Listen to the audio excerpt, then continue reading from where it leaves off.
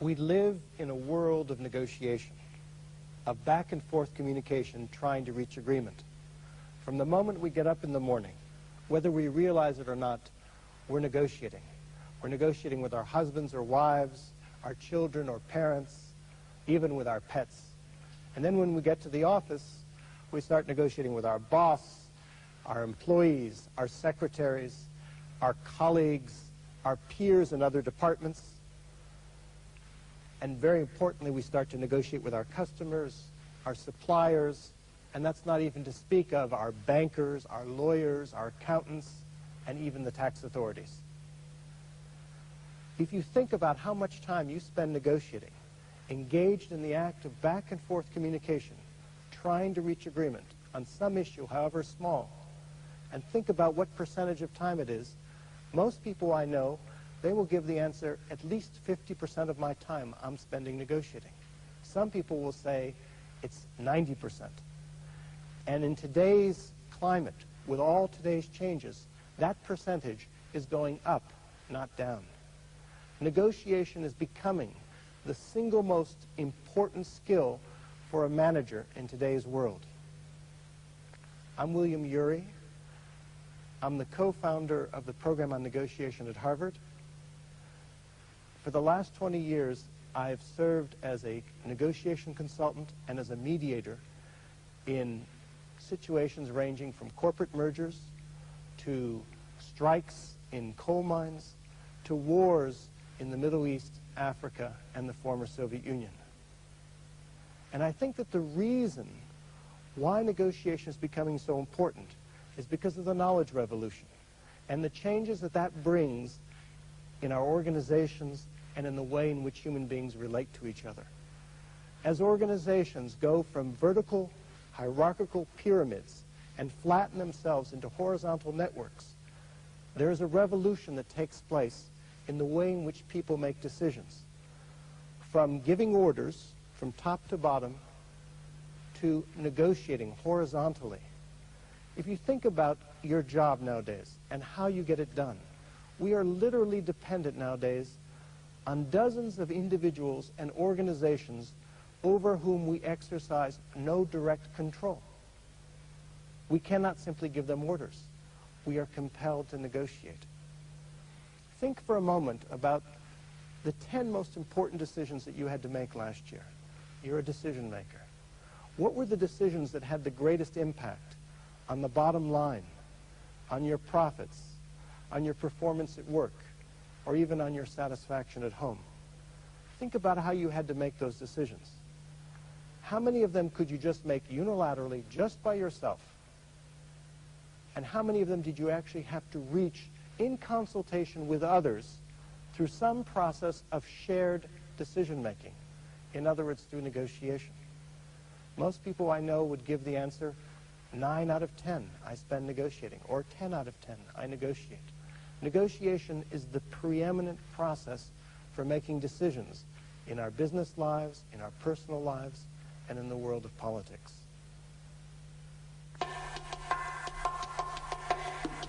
Negotiation is not easy. A lot of people do not actually like to negotiate. And if you ask them why, you often find that it's because they see themselves in a dilemma. Most of the people that we negotiate with, after all, are people that we know, with whom we have an ongoing relationship. They're our customers, they're our partners, they're our colleagues, they're our family members. And we're constantly in a dilemma as to whether or not we should adopt a soft approach or a hard approach. In hard negotiation, we see ourselves essentially as adversaries. The goal is victory. And the standard moves in the game are to take a rigid position, to dig into it, not to make any concessions, to distrust the other side, and to try to win the confrontation. Now, in the soft approach, on the other hand, we see ourselves as colleagues or friends. And the goal is not victory, it's agreement. The standard moves in the game are not to dig into a position, but to be flexible, to make offers, to trust the other side, and to avoid confrontation. Now, it's interesting. My colleagues at at Harvard and I studied a great many negotiators in different domains, from business to law to diplomacy. And we asked ourselves, were they adopting a soft approach or a hard approach? And what we found is that they were adopting neither. They were neither soft nor hard, nor were they just somewhere in between, nor were they saying, I'm just soft with some people and I'm hard with others. Rather, they were adopting a third approach that combined some of the elements of soft with the elements of hard. If they were soft on the people that they were negotiating with. And if they were hard on the problem that needed to be solved. Let me give you an example. A friend of mine once led a business delegation in to meet with the president of Peru. He was a Peruvian businessman.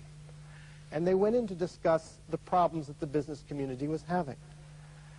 And as the meeting went on, my friend noticed that as the business leaders brought up their problems with the president was getting increasingly defensive and started attacking or counterattacking the points that were being made.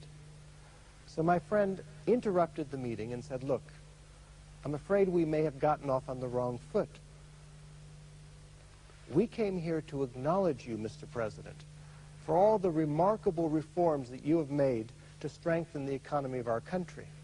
And we're here to see if we can help you in the business community continue and advance your reforms. Well, once he had said that, the president relaxed. He began to participate actively in the conversation. The meeting went on 3 times longer than scheduled. And at the end, the president asked the business leaders present to serve in his own administration, in his own government, as the advocates of the business community.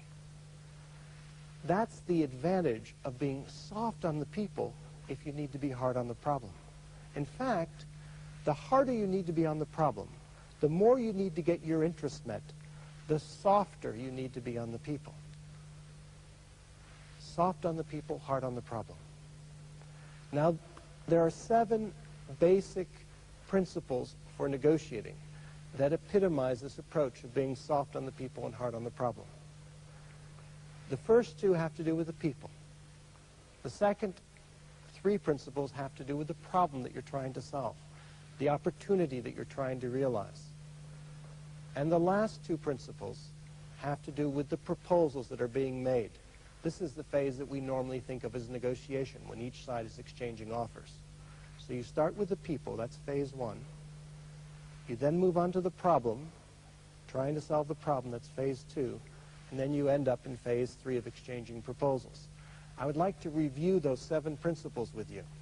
And as I do, I think you'll find it valuable if you have in mind at least one difficult negotiation that you may be currently facing. Some situation that's giving you trouble. It may be with a colleague, it may be with a customer.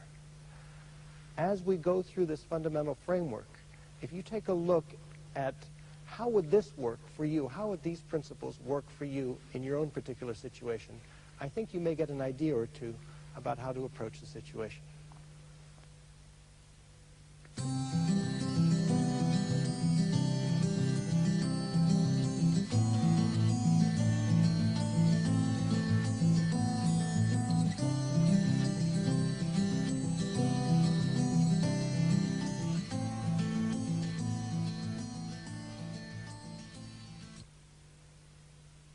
We start with the people.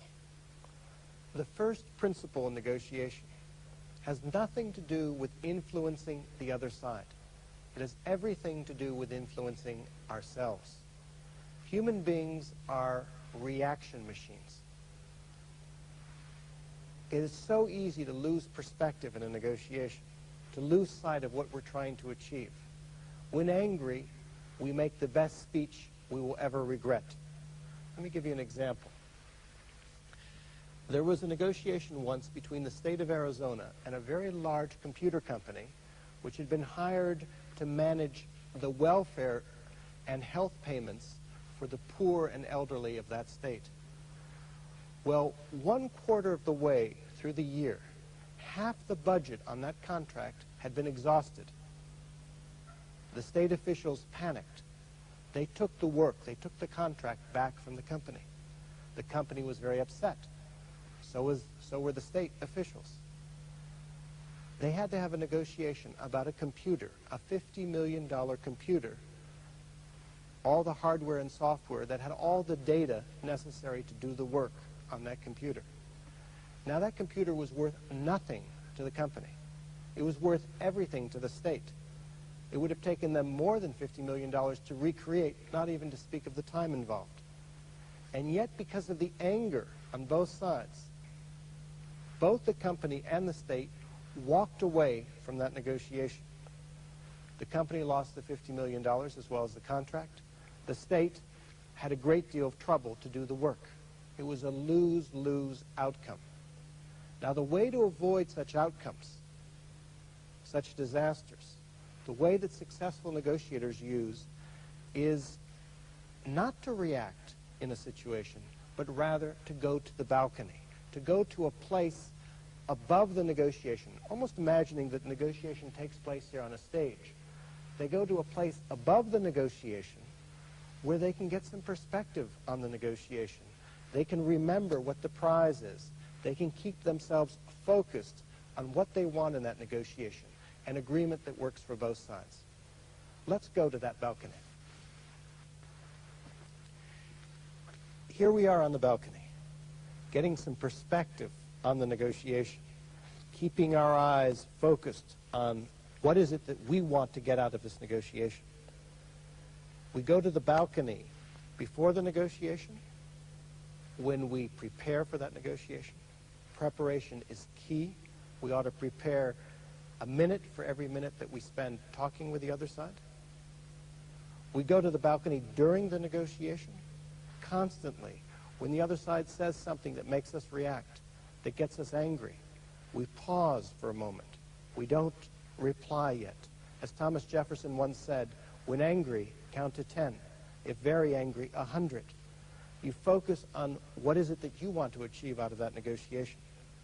We go to the balcony when we take a coffee break, and we talk with our teammates about how best to readjust our strategy.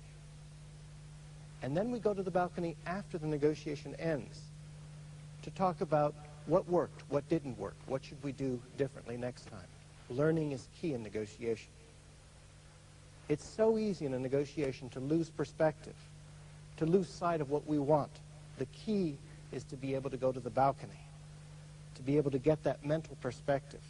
That's why going to the balcony is the foundation for a successful negotiation. If the first principle of this method is to go to the balcony, the second is to step to the other side. It's to put yourself in their shoes. If someone were to ask me, what is the single most important skill that a negotiator needs to have? It's this ability to put yourself in the other side's shoes and see the world the way they see it. Negotiation, after all, is an exercise in influence. You're trying to change someone else's mind. You need to start, therefore, from where their mind is, not from where yours is. I remember my uncle once coming to visit me at Harvard. It was his 25th alumni reunion. And at one point, he took me aside and he said, "You know, Bill, it's taken me 25 years to unlearn what I learned at Harvard Law School." He said, "What I learned at Harvard Law School is that all that counts in life are the facts. Who's right and who's wrong.